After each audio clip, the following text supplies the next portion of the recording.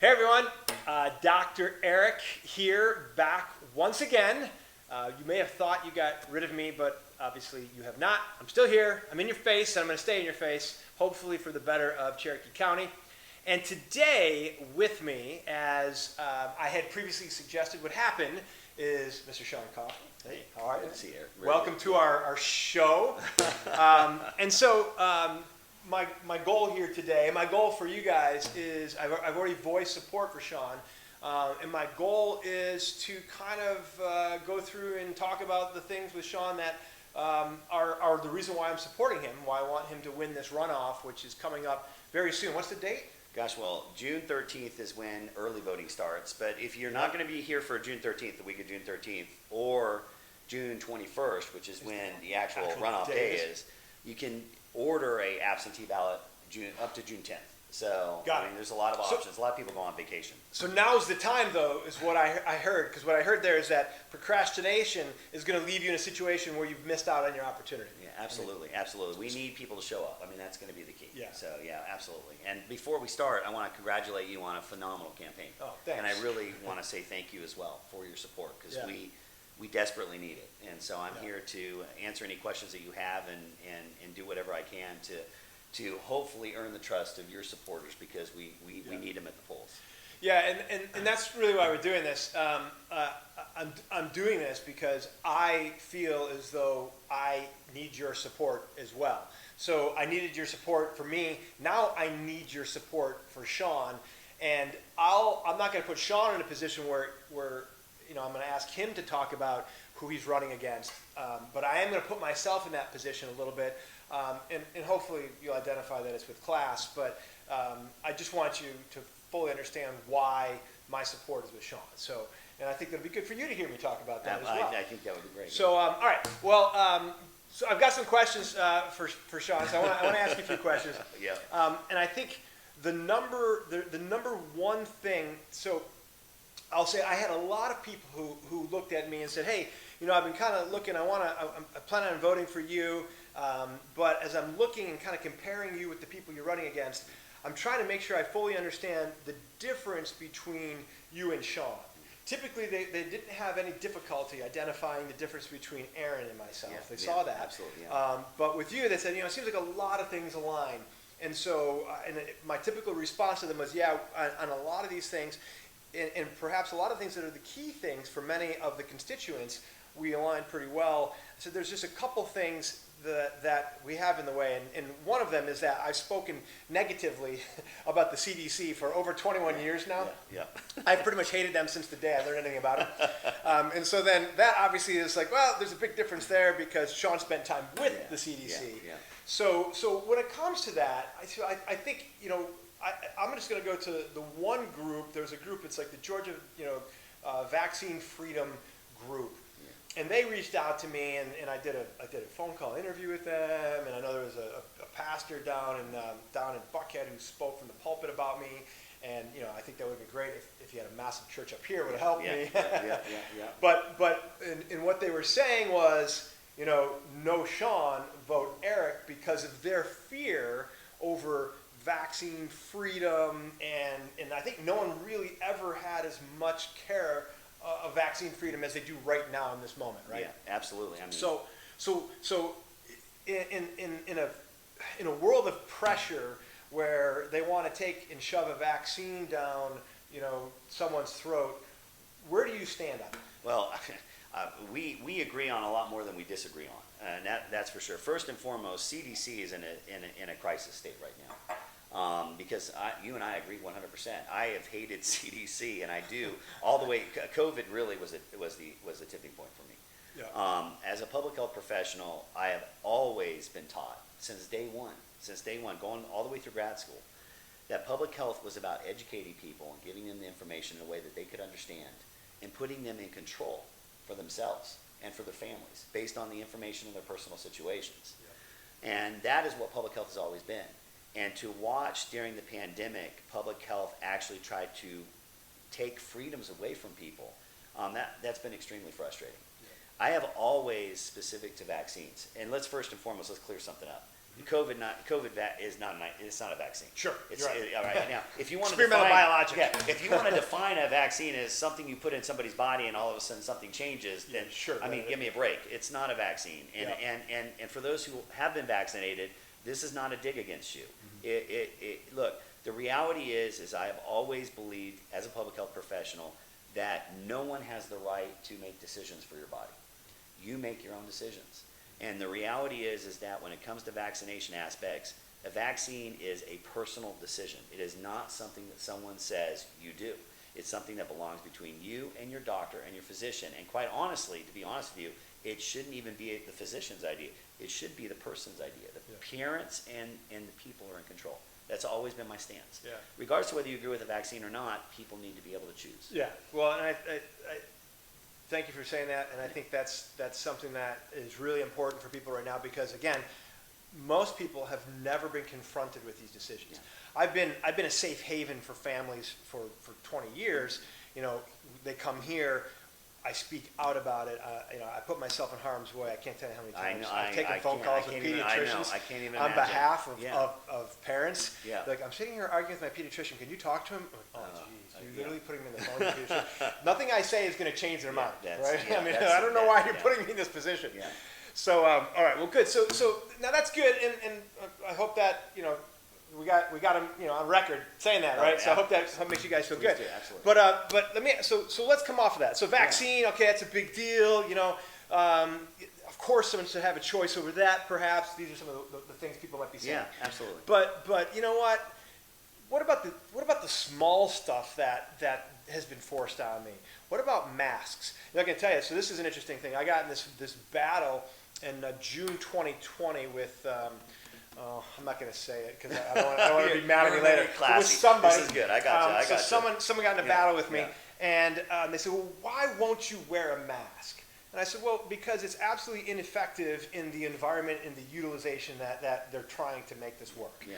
So, you know, and I said, "You don't even want to get into how to actually make masking and gloving work. Yeah. But this is not the way." Yeah.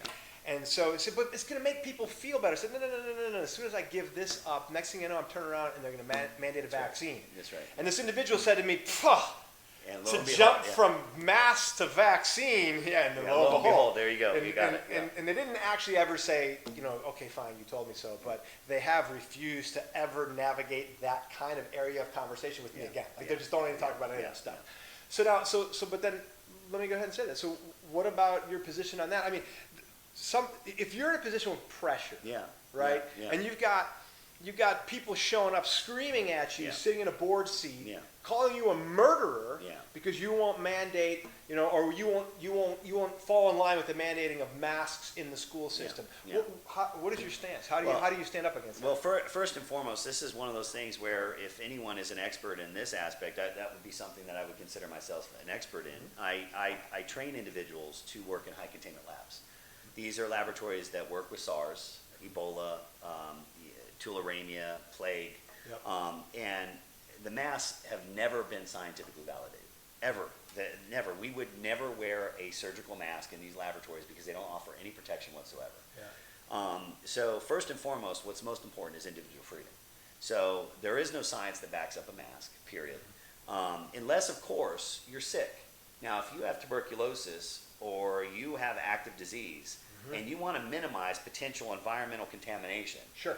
Absolutely. If you're coughing, absolutely. Cough in the mask. But again, first and foremost, in my belief, that's personal choice. Yeah. When we start crossing the line and telling people that they've got to do things to make us feel more comfortable, where does that line end? And so I absolutely disagree with mask mandates, and I don't care if people are screaming and yelling at me. I mean, and I know we're going to talk about this. I want to hear them yell and scream. I want people to be frustrated. I want to recognize the frustration. But look, science has to back things up. And when we start making decisions based on fear and emotion, and we start saying, well, we want you to do this because it makes other people feel better, we've got a problem. Yeah. So, all right, I just want to address this because what you just heard is something that I think is one of the most critical pieces there, because what Sean just said without really saying it was that there's a difference between kind of a left-leaning perspective and a right-leaning perspective. And the left-leaning perspective is that emotion will lead the conversation over logic and reason. And that is just so true. So what I'm trying to appeal to are to the people who I think are the constituents of this district, and I'm pretty confident in this, which are more right-leaning and not aggressive. I think we're kind of center-right. And that group, you people, you understand what I'm talking about in just saying, you know what, let's just put emotion aside for a second and let's actually harvest data that we can break down. And that's what you just said. So what I really want to point out is that when we're talking about like who are we supporting for this election, we're talking about supporting someone who we think kind of fits our overall ideals and what we believe. Not like every specific checkbox, right? That's not what we're after right now. Because trust me, that's going to be more important when we get into deeper in this discussion. So, so with that, okay, well, good. I like the responses there. Now, next one. So these are some things that I've had people say to me along the way, right? And as recent as like yesterday, maybe or the day before, I had someone reach out and say, I just don't know if I can support Sean. So here's something I'm going to bring up, and I don't know. Please, we'll let you go figure out how to answer this question. So you've been known by this group to delete comments in Facebook posts or delete posts even, or potentially even podcast, video. And so, I have something I'm going to say about it afterwards, but I don't want to influence at all. I'm just going to go ahead and I'm just going to stop there and let you start talking. Well, first of all, thank you for the opportunity too. And I have to tell folks that I consider where I'm at right now, and if I am elected and I earn your trust, where I'll be as a board member. As a board member, it is my job. It is literally my job to listen to all perspectives and to hear all perspectives. And I make a promise. You have me on file here. That I will. That's exactly what I'll do. There will be no deleting. There will be no banning, period. I mean, as a board member, that's my job. I have to listen and I have to respond to all constituents, no doubt whatsoever. And so I want to give you that assurance that I recognize a difference between someone who's campaigning and somebody who is a full elected board member. As a politician or as somebody who is new, I don't even like being called a politician. Yeah, so it's I get hard. it. Even talking and setting this up, you had told me, oh my gosh, I've learned all these lessons, like the phone rings or the audio goes out. As you know, I just started in January. There are so many things that I learned, and there's so many stupid mistakes that I've made. I mean, and I made some big mistakes. Some of the mistakes that I made were I would put content out that actually caused people to become angry. And I would prey on that. I really would. Like, what's the benefit of causing anger when you don't have to? Sure. So I made a decision to remove. Why would I want to continue to anger people? Other decisions that I've made is early on in this campaign, I would engage. And it's neat. As you know, we were running with 4.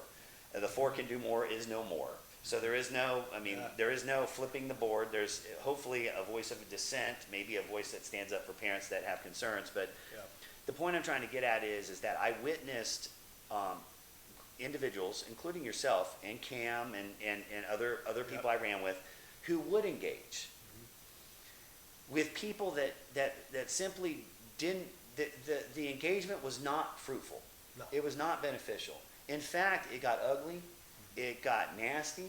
It got personal. I'm a father of 3 kids. I have a lovely wife. I own a business that's small. I'm sacrificing a substantial amount of time and resources to run a platform that gets those out there to know me and who I am as an individual. And so I'm trying my best to present who I am. And so it's very difficult sometimes if I'm trying to tell someone that I'm a certain way and somebody refuses to hear that. Sure. I don't really know what to do, and so it's not fruitful. Now I will tell you this, and this is true, Eric. I have never run away from a text message or a phone call or an email. If individuals have reached out to me independently and wanted to share concerns and talk, I have talked to everyone. As you know, I showed up the copper coin. Yep. I'm not afraid to talk to people who disagree with me. but to put comments on a social platform that allows for somebody to kind of step up and present their platform on your platform. Absolutely. To me, it was kind of, it's just unfruitful. Yeah. And I do, again, I'll make that promise. If I'm elected, I swear, there will be no banning and there will be no blocking. There just won't be. I'll have to. It's my job to listen to all constituents. So, all right. So let me tell you what you know, how I think about this. So, and many of you guys, I didn't delete anything, and I would engage, and I always engage and I know, I think I won over a few left individuals, and I don't know if they actually showed up and voted and, flipped over. I don't think they did. It doesn't show in my numbers. But though, in that though, your point is taken. Yeah. It's sideways energy that, you're like, am I ever going to change your mind? Like, like Mark, you're going to comment, I know, when you see this, Mark. I can't remember your last name. You don't like me or him. You don't want us to win. Yeah, hold on one sec. If Mark is listening to this, believe it or not, I like Mark. I've talked to Mark on phones. I've sent him emails. I like Mark a lot. I will never change Mark's mind. You're absolutely right. Yeah, to even spend time trying. But I don't even think Mark doesn't like you. I bet you Mark likes you. Yeah. You're probably, I think he does. I mean, you're a likable guy. That wasn't fair of me, Mark, to say that. Yeah. We don't align ideals. Yeah. And I think probably more than anything, it is the religious side from what your commentary has been. You just don't want that taken into the seat. Yeah. Now, and I think from listening, hearing you talk, you're just like me. You've got God in your life. Absolutely. And God will direct and help guide your decisions, but it's not that you're going to then take that opportunity to promote God into the school. Absolutely. No. So, look, I think it's very clear. I think that's been a decision that's already been made. God is very important to me. He's very important to you. And I even know Mark is a faithful guy. The reality is that school, in my opinion, should be reading, writing, arithmetic. That's it. We stick with the basics, and we live up to the promises that we've made to our children to prepare them for the next steps in life. And that's where it is. When you start mingling into other things, that's where we lose the straight. We go straight. Yeah. So, all right, I'm going to continue my thought then. So, my position on this is the same thing. In my politician platform, I made a decision early on that I was just going to let anything go that could go. I wasn't strategic, and in that, I don't think it served me well. I mean, I don't think. I mean, I think some people that, I like seeing how you respond to all that negative stuff, and okay, great. In the end, it wasn't worth it. Yeah. And back to what you said, you're right. At that point, when you're campaigning, you want people to come in, and you want them to have the ability to ascertain what your message is, who you are, not what someone else's message is on your. And so, in that said, so you guys, a lot of you know, Adair Park is my development. I announced that Starbucks was coming, and some of you thought it was smart to come onto my Facebook page and start ripping on Starbucks. Why would I let your comment sit there? I mean, I'm not saying that I think Starbucks is the best thing in the world. I know the owners of Capricorn really well. I'm down there all the time. I buy a box of coffee every Friday morning. And guess what? I love those people and love their coffee. But I'm not going to promote them on my Adair Park page. I just did on this page, though, didn't I? So I think that's a crucial thing that people fail to identify, that, in this moment, you're trying to win something. Yeah, it really is a competition. And I don't want to be associated with drama. I mean, I saw it play out in the other candidates. And as a psychologist, that's my background in psychology. People come to a Facebook page, and to literally go through all the comments that can get ugly, they can get nasty, they can get personal. Yeah.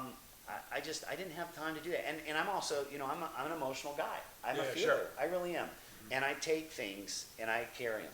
Yeah. And I try my best to live through them, but I carry them. And so when someone out there is making harsh judgments about me and they don't even know me, that's the hardest part. It's hard, isn't it? That's been the hardest part. The hardest part is when we've never met. You get called horrible things. Yeah. Your family gets called horrible things. And you've never even had a chance to share with this person who you are. Yeah.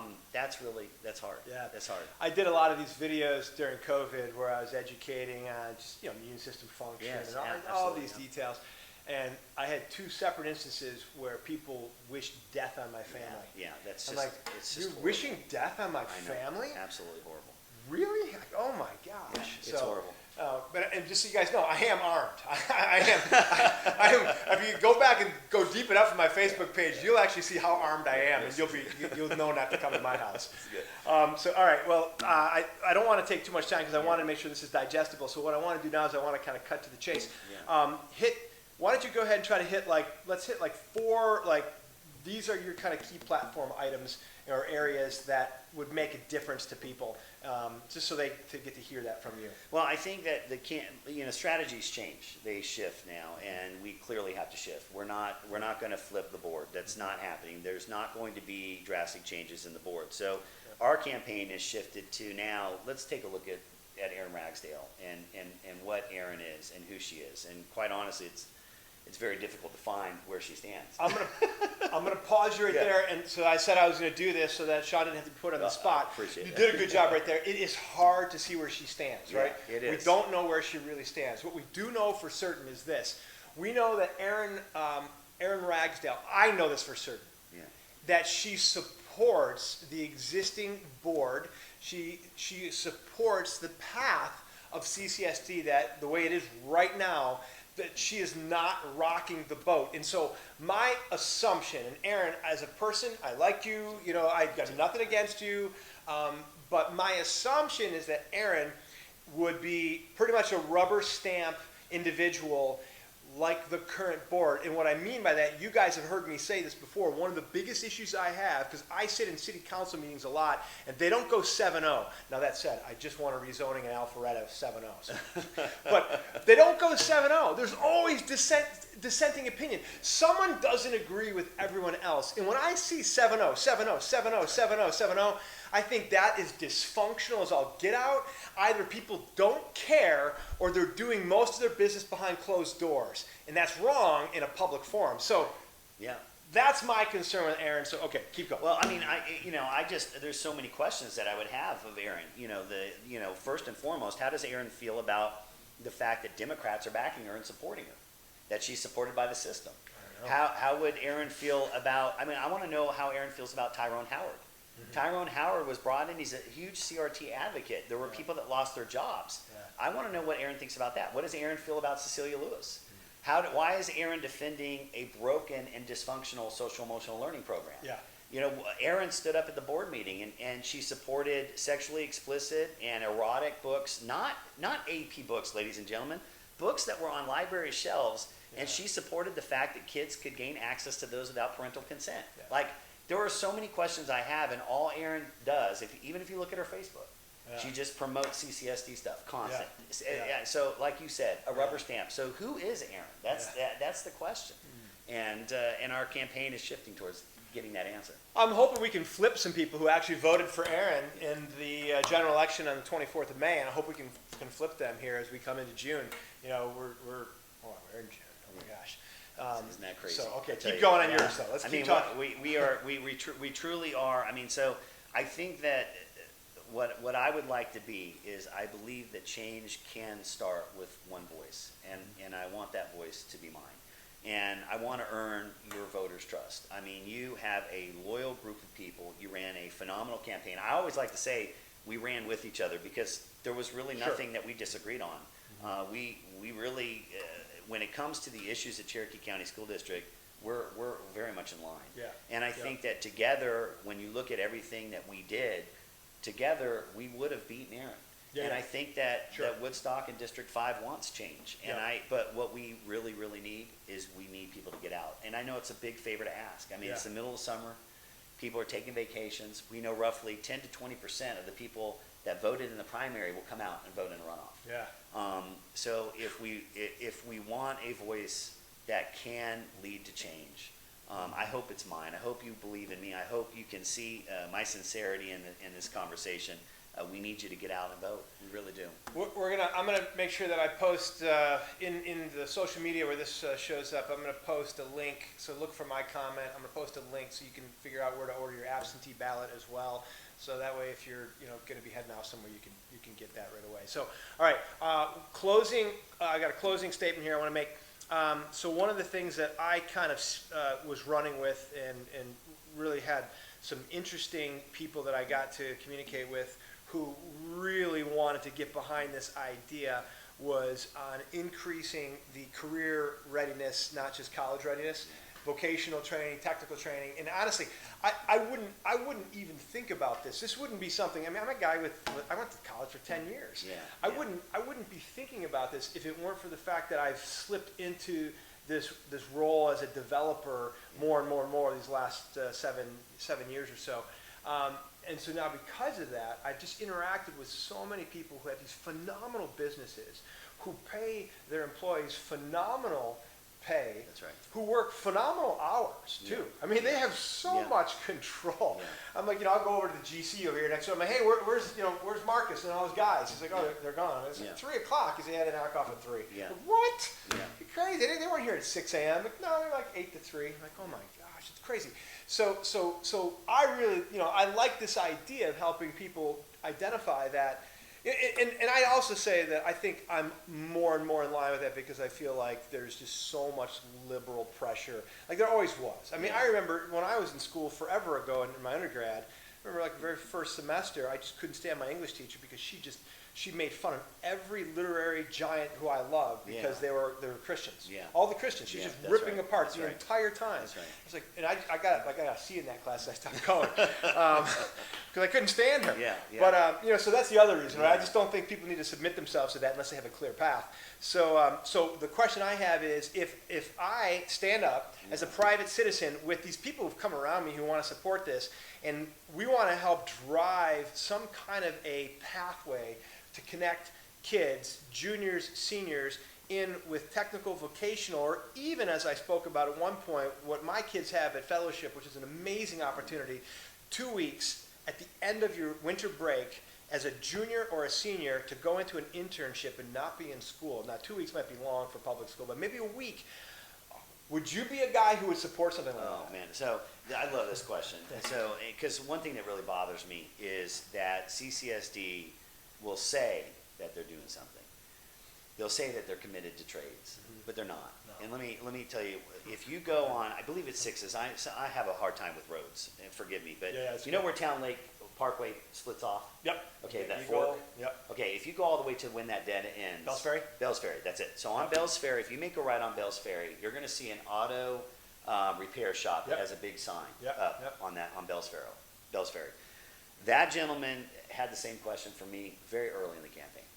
And let me tell you what he told me. He told me that he had received a grant that would allow for him to bring on 2 students, that would allow for him to pay, like from junior, senior. By the time they graduated, they would be full-fledged. Body repair, mechanic, phenomenal. All that stuff. Phenomenal. He would have paid them. Wow. But Cherokee County School District turned it down and said it was too much of a liability. One thing that really bothers me, is that if you look at my podcast, very early on, I had the CEO of Russell HVAC. His name is Mitchell. He started working as a sophomore at Woodstock High School in the HVAC industry. He now owns his company. Never went to college, owns his company, provides for his family, does a phenomenal job. Huge believer in technical trade. In fact, our son, who has been accepted to Embry-Riddle, could not go to Embry-Riddle unless we were guaranteed that he would be in flight school, because we don't want him to go to college without learning a trade. We don't want him picking up debt without learning a way to pay that debt off. So I'm a huge advocate. And I'm not an advocate for just speaking about it. I want it done. Because I believe we have local businesses that will support our high school students. And that's great. Because I agree. So right there, he wants it done, I want it done. And the fact that this is the kind of thing that doesn't take 4 years. This is the kind of thing that could take 3 months to get the ball rolling. And within 6 months you could have major traction. And you're right. Because and there's an opportunity right now in Cherokee County, guys. You guys get to be part of this right now because Cherokee County growth is just off the charts. The whole area is off the charts, but Cherokee County is leading the way thanks to some of the major publications that Woodstock has gotten into in this last couple years. Money Magazine, Homes.com, Best Place to Move to 3 weeks in a row. in 2021. I mean, there's some awesome support. We got people looking in this direction. Right now, your children can be the beneficiaries of being here in what's becoming a massive growth opportunity. It's really a big deal. So, good. Yeah, absolutely, Awesome. man. Well, thank you for having me. I Yeah. appreciate it. So I think, guys, if you have other questions, please post them here. Reach out, PM Sean directly. If you don't want to reach out to him because you have something sensitive, feel free to ask me, and I can ask Sean. And if there's enough interest, or enough questions out there, we might decide to just do this again, actually, before we get to the election. I would love that. I'd love it. I'd love to be back, man. Thank Sean, you so much. you got I my appreciate vote, you. man. Thank you. It means a lot to me. Thank you, Eric. I appreciate it. You're welcome. Thank you.